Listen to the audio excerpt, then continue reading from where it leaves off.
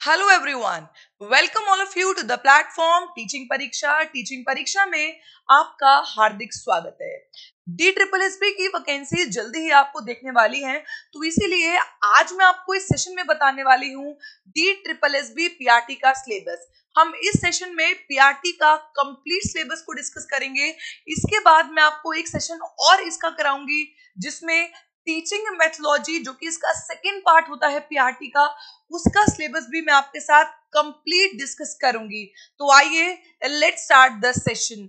सबसे पहले बात करेंगे DSSB PRT का एग्जाम पैटर्न क्या रहेगा। एग्जाम पैटर्न की अगर हम बात करें, यहाँ पर आपको 120 मिनट्स में 200 क्वेश्चंस अटेम्प्ट करने होते हैं, यानी कि आपको 2 घंटे में 200 क्वेश्चन अटेम्प्ट करने होते हैं।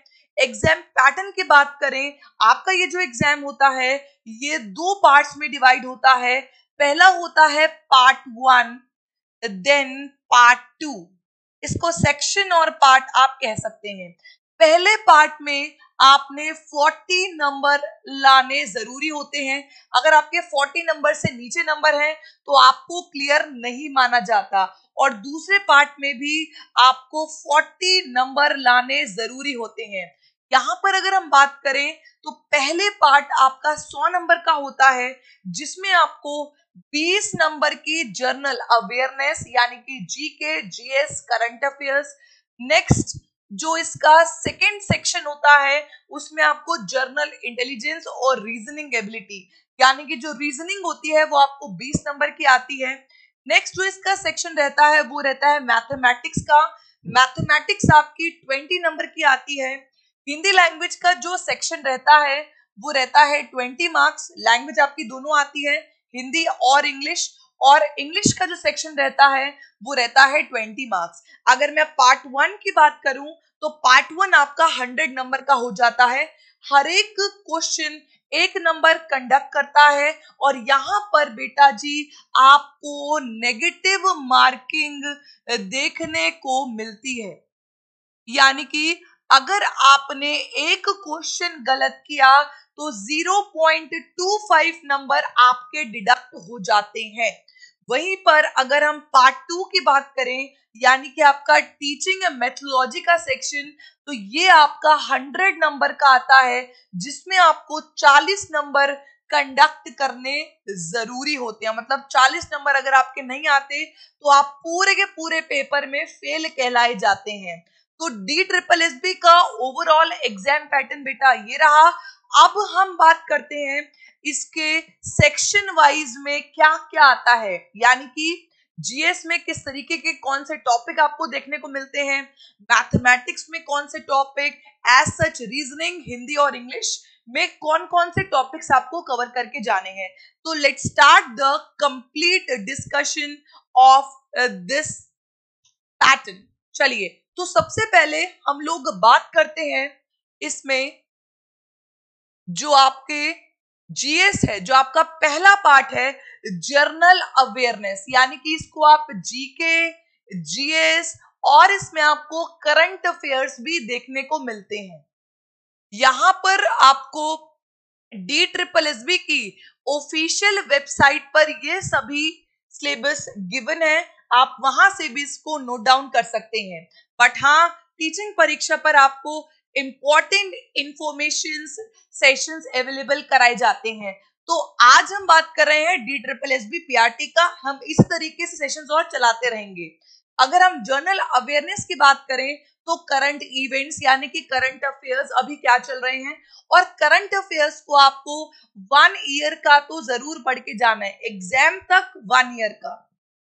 Everyday matter, observation, history, polity, constitution, sports, art and culture, geography, economics, everyday science, scientific research, national and international organisations, institutions, ये सभी टॉपिक्स आपको जीएस में पढ़ के जाने हैं। जीएस आपके 20 नंबर की होती है, तो जीएस बहुत वाइड स्कोप होता है। तो जीएस में आपको ये सभी टॉपिक्स को कवर करके जाना है। बेसिकली जो आपके एनसीईआरटी है वहीं से डायरेक्ट क्वेश्चन DSSS उठाता है। तो इस सेक्शन के लिए आप एनसीईआरटी को कवर कर सकते हैं जीके के लिए। ओके, अगर नेक्स्ट हम बात करें आपके जर्नल इंटेलिजेंस और रीजनिंग एबिलिटी की, तो रीजनिंग में आपके जो टॉपिक्स गिवन है वो क्या है? Analogies, similarities, differences, space visualisation, problem solving, analysis, judgement, decision making, visual memory, discrimination, observation, relationships यानी कि ब्लड रिलेशन जिसे आप कहते हैं, concepts, arithmetic reasoning, verbal and figure classification, arithmetic number की सीरीज, ये सब आपके रीजनिंग में पूछे जाते हैं। तो रीजनिंग भी आपकी 20 मार्क्स की हो जाती है। अगर हम बात करें आपके मैथमेटिक्स की, मैथमेटिक्स में अर्थमेटिकल और न्यूमेरिकल एबिलिटीज से क्वेश्चन पूछे जाते हैं। अगर अर्थमेटिक्स और न्यूमेरिकल एबिलिटीज की बात करें तो simplification, decimals, data interpretation, fraction, LCM HCF, ratio proportion, percentage, average, profit and loss, discount, simple and compound interest, mensuration, time and work, time and distance, tables and graphs etcetera. जो भी topics आपके arithmetical और numerical ability में आते हैं वो सब आपके मैथमेटिक्स में कवर कराए जाएंगे। और ये मैथमेटिक्स भी बच्चे आपकी 20 मार्क्स की ही आती है।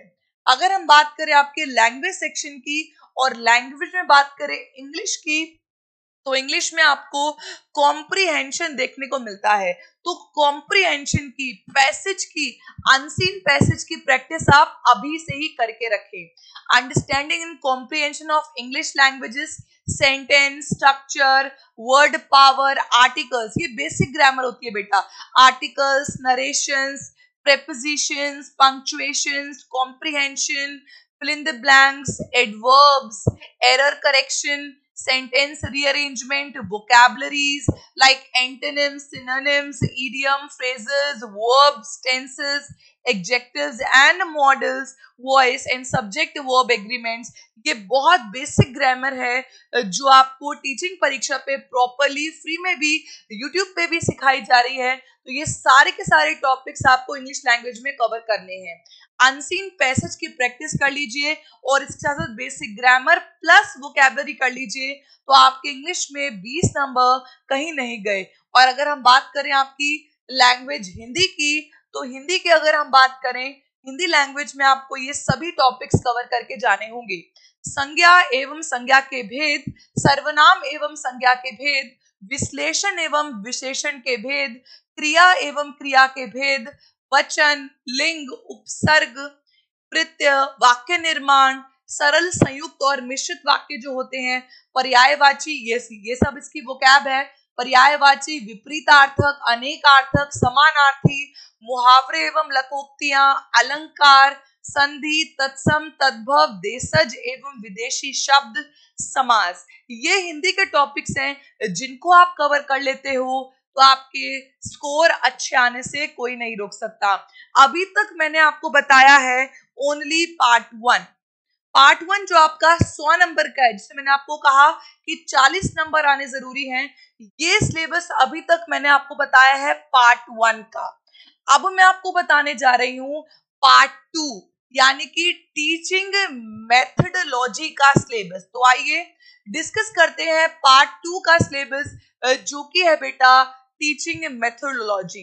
टीचिंग मेथडोलॉजी में आपको ये 5 टॉपिक कवर करके जाने हैं।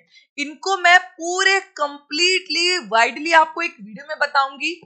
यहाँ पर आपको ये 5 टॉपिक हैं जो अपने में भी बहुत ही बड़ी टॉपिक हैं। अगर आप ये 5 टॉपिक सीरियसली कनेक्ट कर लेते हैं तो आपके 100 मार्क्स आने की उम्मीद बढ़ जाती है। DSSS का क्राइटेरिया रहा है कि जो टीचिंग मेथोडोलॉजी है वो उसने बेसिकली 70% क्वेश्चंस NIOS से पूछे हैं। तो आप टीचिंग मेथोडोलॉजी के लिए NIOS को कवर कर सकते हैं। NIOS national institute of open schooling, basically ये ओपन से बच्चों को स्कूलिंग कराता है, वो DLED कराता है। तो DLED के जो नोट्स हैं वो आपको गूगल पर भी अवेलेबल होते हैं, बाकी मैं भी आपको अवेलेबल करा दूंगी। यहाँ पर अगर हम बात करें टीचिंग मेथोडोलॉजी की, तो ये 5 टॉपिक कौन से हैं? पहला है बेटा मनोविज्ञान, चाइल्ड साइकोलॉजी पढ़ेंगे हम इसमें, पेडागोजी प्लस सब्जेक्ट पेडागोजीज भी वो पूछता है। सब्जेक्ट पेडागोजीज में क्या होता है कि आप किसी सब्जेक्ट को, for example Hindi, English, maths, SST, science, EVS, आप किस सब्जेक्ट को बच्चे को किस स्ट्रैटेजीज, किस मेथड की मदद से पढ़ाएंगे, वो यहाँ पर पूछा जाता है। टीचिंग एप्टीट्यूड, शिक्षण अभिरुचि, शिक्षण अभिरुचि में किस तरीके के जो आपके अभी तक जो एजुकेशन सिस्टम में जो चेंजेस देखने को मिल रहे हैं, कौन सी नीतियां आई, कौन सी कमेटी कब आई, किस प्रकार की नीति अभी बदलाव आ रही है, वो सभी चीजें हम टीचिंग एप्टीट्यूड में बात करेंगे। यहीं पर ही हम बात करेंगे 4th टॉपिक में फिलॉसफी, यानी कि दर्शन शास्त्र। हमारे जो एजुकेशनिस्ट रहे हैं, आपके साइकोलॉजी करने वाले रहे हैं, साइकोलॉजिस्ट रहे हैं, सभी ने अपनी थ्योरीज, अपना दर्शन लिखा है। जहां पर हम लोग बात करते हैं फिलोसोफर्स की, आपने सुना होगा आइडियलिस्ट, प्रैग्मेटिस्ट, तो इन सब की फिलोसफी से क्वेश्चन आपके DSSB में पूछता है। पीआरटी में क्रिटिकल थिंकिंग को चेक करते हुए क्वेश्चंस आपसे पूछता है, तो आपने फिलोसफी भी पढ़नी है। और इसके साथ साथ सोशियोलॉजी कहता है कि समाज में जब आप रहते हो, समाज के नियमों को आप पालन करते हो, समाज के कानूनों का पालन करते हो, adaptation and adjustment in the society, तो किस प्रकार से बच्चा घर में होता है, फिर स्कूल से जुड़ता है, फिर उसके बाद वो मीडिया से कनेक्ट करता है, सेकेंडरी सोशलाइजेशन, हम सभी चीजों को इस टॉपिक में कवर करने वाले हैं। तो आई होप सभी बच्चों को ये टीचिंग मेथोडोलॉजी का सिलेबस कवर होगा। इसको मैं एक अलग सी वीडियो में इसका पूरा का पूरा सिलेबस आपको बताऊंगी। अभी अगर मैं ओवरऑल सिलेबस की बात करूं, तो ओवरऑल आपकी ऑफिशियली ये सारा का सारा सिलेबस दिया हुआ है जो आप सभी कवर करते हो। अगर हम सिलेबस की बात करें, तो concept of growth, domains of development, understanding adolescence, role of primary and secondary socialisation agencies, theoretical perspective on learning, behaviorism, cognitism and constructivism, factors affecting learning and their implication, planning and organization of teaching learning, enhancing teaching learning process, classroom observation and feedback, reflections and dialogues as a means of constructivist teaching, disabilities like inclusive education, guidance and counseling, inclusive education, school organisation and leadership, ये हम सारी चीजें sociology में पढ़ेंगे। NEP, ये हम सारी बातें पढ़ेंगे टीचिंग एप्टीट्यूड में। एनईपी 2020, एनसीएफ 2022, एनसीएफ का जो प्री ड्राफ्ट आया था 2023 के लिए, जो न्यू स्कीम्स लॉन्च हो रही है लाइक निपुण, FLN, उन सबको भी हम इसी में डिस्कस करते हैं। Right of free children to free and compulsory education act 2009, यानी कि RT act 2009, national policies in education, school curriculum principles, perspective, learning and knowledge curricular areas. तो इन सभी टॉपिक्स को हम लोग कवर करते हैं DSSB PRT के पार्ट 2 में। तो आई होप आप सभी को ये सिलेबस जो मैंने बताया है बहुत हेल्पफुल मिलेगा, और हम DSSB PRT को फोकस करते हुए जल्दी ही टीचिंग परीक्षा पर आपके लिए फ्री क्लासेस भी लेकर आने वाले हैं। तो स्टे ट्यून टू टीचिंग परीक्षा। सबसे इंपॉर्टेंट जो बात होती है वो क्या होती है, 8% आपकी नॉलेज होती है, 15% आपके रिसोर्सेज होते हैं, 31% टीचिंग परीक्षा के सेशंस आपका कहेंगे, बाकी आपके प्रैक्टिस और आपकी हार्डवर्क पे ही डिपेंड करेगी आपकी सक्सेस। तो stay tuned to Teaching Pariksha, stay tuned to DSSB PRT sessions, and thank you so much for watching this small session. Bye bye, take care, and have a nice day.